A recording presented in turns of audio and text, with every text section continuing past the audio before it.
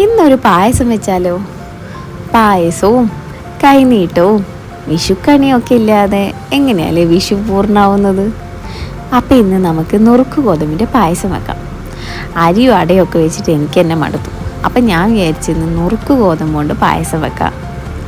എപ്പോൾ പായസം വെക്കുമ്പോൾ അതിലിങ്ങനെ വെള്ളത്തിൻ്റെ ചുവ വല്ലാതെ വരും. എനിക്കാണെങ്കിൽ അതിഷ്ടമല്ല. അപ്പോൾ ഇന്ന് ഞാൻ വിചാരിച്ചു നെയ്യിലിട്ട് നന്നായിട്ട് നമ്മുടെ നുറുക്ക് ഗോതമ്പ് ഇങ്ങനെ വരട്ടിയെടുത്ത് അതിലേക്ക് ശർക്കരപ്പാനി ഒഴിച്ച് അതിലും നന്നായി വരട്ടിയെടുത്ത് പിന്നെ അതിലേക്ക് നമ്മുടെ രണ്ടാം പാലൊഴിച്ച് ആ പാലിൻ്റെ ടേസ്റ്റ് മുഴുവനും നമ്മുടെ നുറുക്ക് ഗോതമ്പിൻ്റെ അകത്തേക്ക് എത്തണം. ആ വെള്ളത്തിൻ്റെ ചുവയൊക്കെ മാറണം.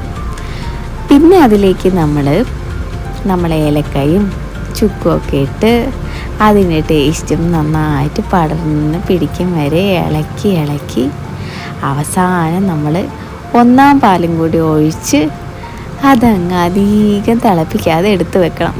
അധികം കട്ടിയായിപ്പോയാലും പായസം ടേസ്റ്റ് ഉണ്ടാവില്ലല്ലോ.